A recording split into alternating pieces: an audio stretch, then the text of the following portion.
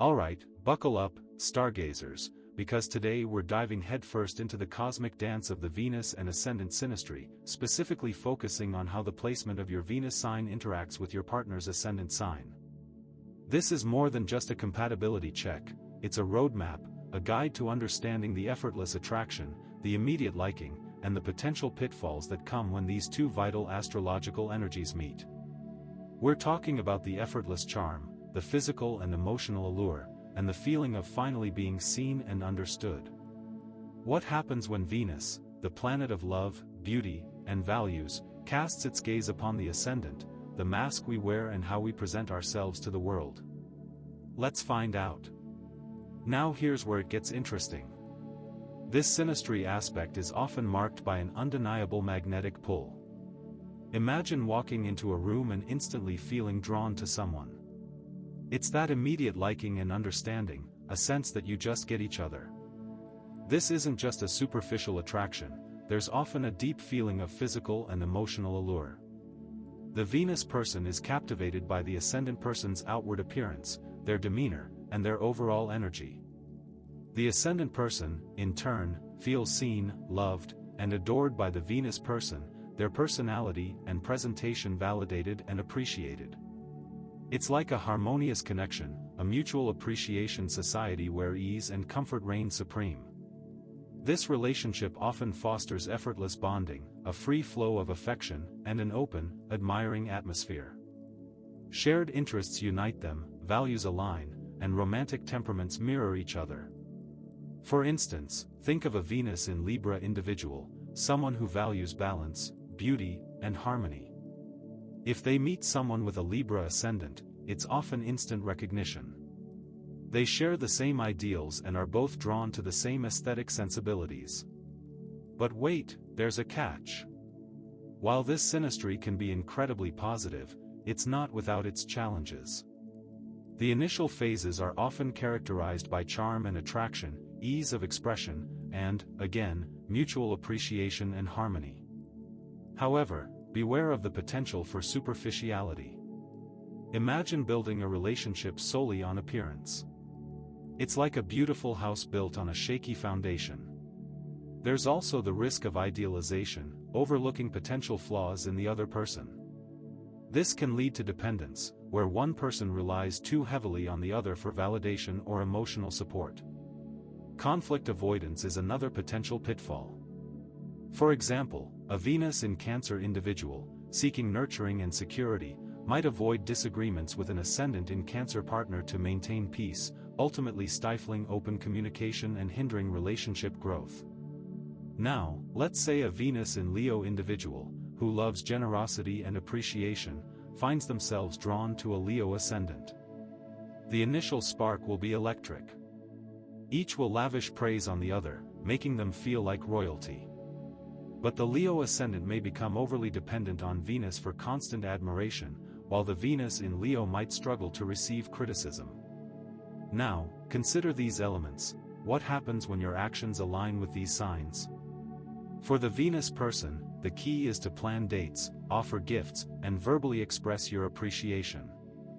Engage in shared activities, inspire and support your partner, create space for them to share their feelings, and most importantly, acknowledge their needs. For the ascendant person, it's about openly receiving praise, showing appreciation, and expressing your feelings. For instance, if you're the Venus person, plan a picnic under the stars, preparing their favorite foods. If you're the ascendant person, make sure they know their actions matter. Show your appreciation, express your feelings. This is where you cultivate a thriving relationship. Now, what happens when you apply it to various types of relationships? This dynamic plays out differently depending on the type of relationship. In romantic relationships, we've already discussed the deep attraction, the ease of affection, and the undeniable compatibility. However, the potential for superficiality, or overlooking deeper issues, remains.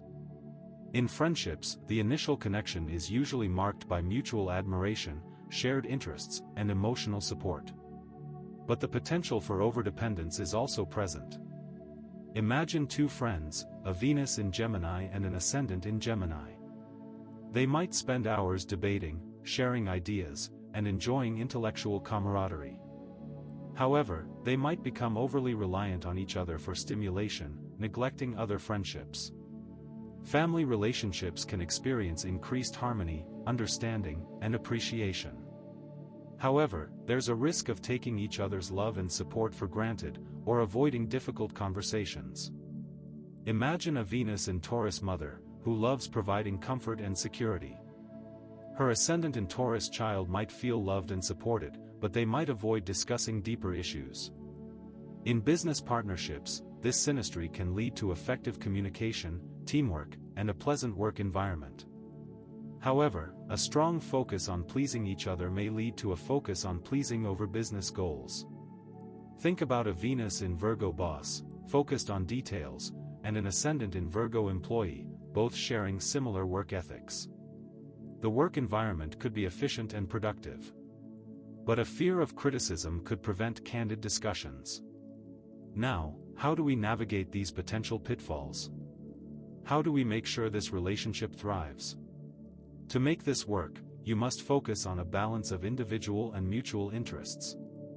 Open and honest communication, and a willingness to address underlying issues are critical. Maintaining individual identities is crucial, but so is working toward shared goals. Remember, the Venus person should continue to plan dates, express admiration, and create space for sharing. The ascendant person should express appreciation, receive praise, and be open to showing gratitude in tangible ways. Both partners must communicate openly, and work toward shared goals, while respecting each other's independence. Regular check-ins and open conversations are key to keeping the relationship healthy. But what's the secret ingredient?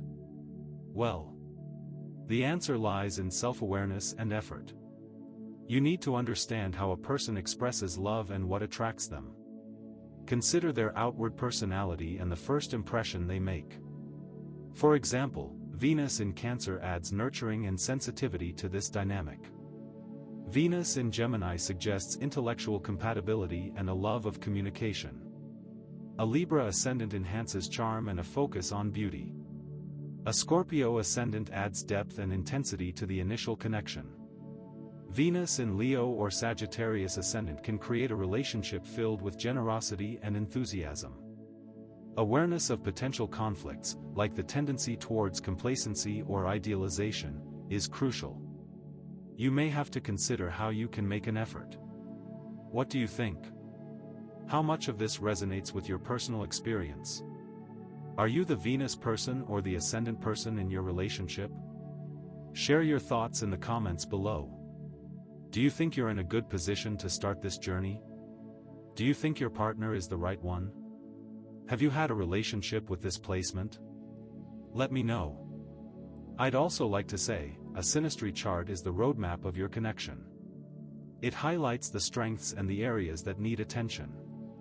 Remember, each aspect carries specific nuances.